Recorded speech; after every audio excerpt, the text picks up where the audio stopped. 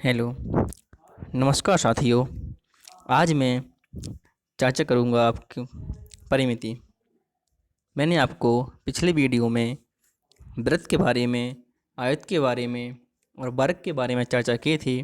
तो आज हम पढ़ेंगे परिमिति। वैसे तो मैं आपकी परिमिति के बारे में भी आपको पिछली वीडियो में चर्चा कर चुका था, तो आज अलग से आपको परिमिति के बारे में बता रहा हूँ। जो मेरे इस वीडियो को देख रहे हो तो लाइक एंड सब्सक्राइब ज़रूर करें, जिससे मेरी वीडियो आप तक पहुंच सके और आप वीडियो को देख सकें। तो आज हम चर्चा कर रहे हैं परिमिति। तो परिमिति क्या है? पैरामीटर। तो पैरामीटर मतलब परिमाप। तो जैसे हमने देखा है कि परिमिति शब्द दो शब्दों से मिलकर बना है, परि प्लस मिति। ठीक है। तो परि का अर्थ होता है चारों ओर और मिति का अर्थ होता है मापना। न किसी भी आकृति को सभी भुजाओं को मापना हमारी परिमिति कहलाता है। ठीक है। तो किसी भी बिंदु आकृति की परिसीमा की लंबाई उसकी परिमिति कहलाती है। जैसे हमें कोई आकृति है तो इस आकृति को चारों ओर से मापना, चार भुजाओं को मापना हमारी परिमाप कहलाता है।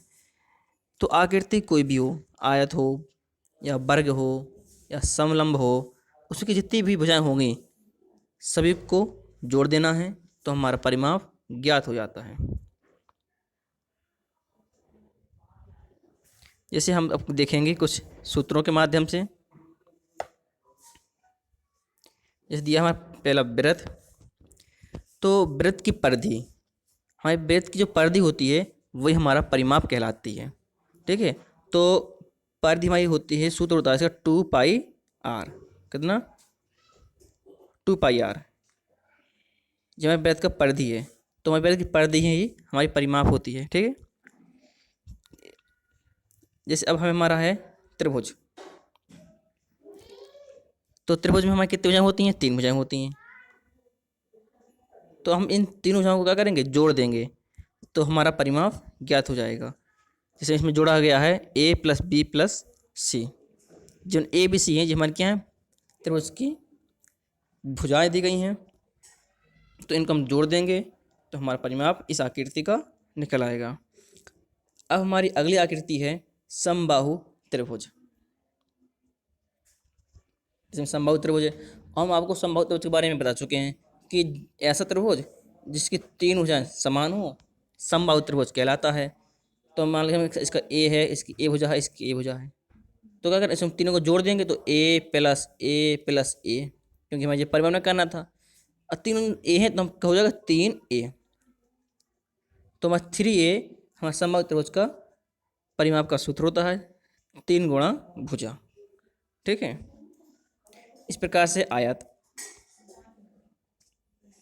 अब आयत है, इस हम आयत को जानते हैं कि आमने सामने की भुजाएं बराबर होती हैं। आमने सामने की भुजाएं क्या होती हैं? बराबर होती हैं। तो जो हमारा ए दिया है ये बी हो जाएगी, इसके सामने भुजा ए, इसके सामने भुजा भू। अब क्या करना है? भुजाओं को जोड़ना है। जब भुजाओं को जोड़ेंगे तो A plus V plus A plus V होगा, ऐसे होगा। और 2a हैं तो 2a प्लस 2b हो जाएगा। 2 हमारा कॉमन आ रहा है तो 2 कोष्ठ में a प्लस वी। जी हमारा 2 कोष्ठ a प्लस वी। जो a प्लस वी है जो हमारा क्या? हमारा सूत्र है 2 कोष्ठ में a प्लस वी। जो हमारा सूत्र बन गया आयत का परिमाप। ठीक। आयत का परिमाप मतलब चारों भुजाओं को जोड़ना, तो आयत का परिमाप निकल आता है। किसी भी आकृति देखिए, कोई भी आकृति हो उनकी सही भुजाओं को जोड़ दो। अच्छा हमारा है वर्ग। तो वर्ग भी हमने बताया था कि वर्ग की 4 भुजाएं बराबर होती हैं। तो ए हो गया।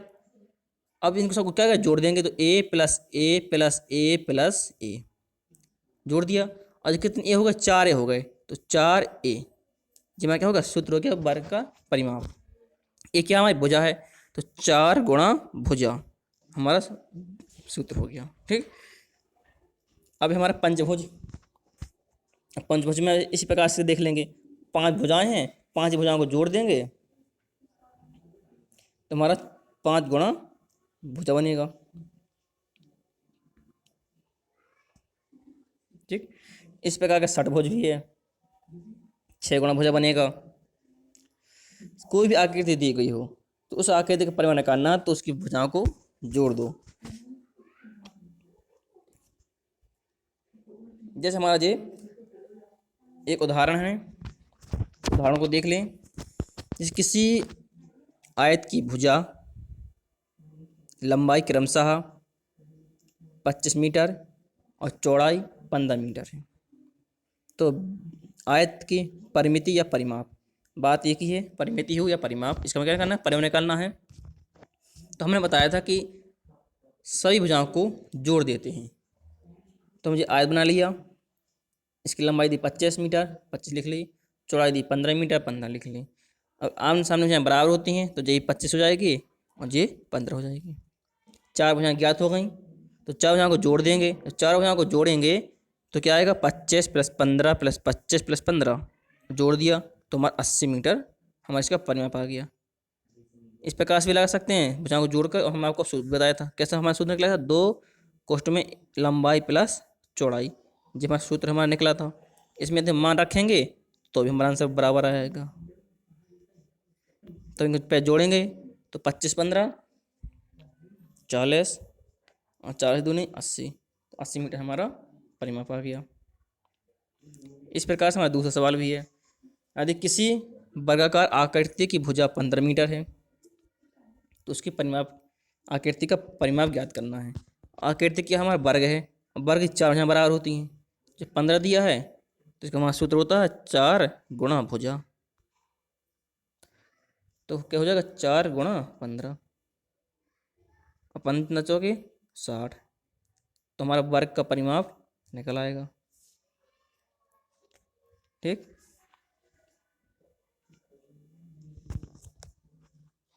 तो इसका करना है अब, एक त्रिकोणीय पार्क की भुजाएं 180 मीटर, 210 मीटर और 160 मीटर हैं। तो इसके तीनों ओर तार लगवाने में कितने मीटर तार की आवश्यकता होगी। ठीक है, तो हम क्या करना, तार, कितनी तार की आवश्यकता होगी। तो मैं क्या कहता, आवश्यकता होगी, तार कहाँ लगते हैं, हमारे त्रिभुज है, चार भुजाएं, 3 भुजाएं दी गई हैं तो त्रिभुज बना गया हमारा।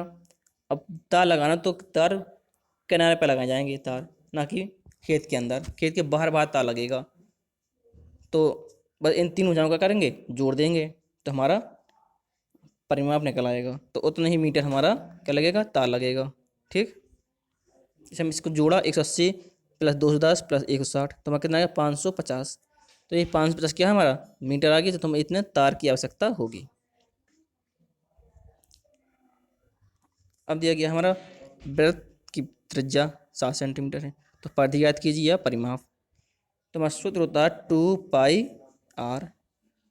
तो इसमें मान धर देंगे। अब 2 गुणा पाई का मान होता है 2/22/7 और गुणा भुजा दी है 7, तो हमारा 7 से 7 कट गया, कितना आ गया, 44।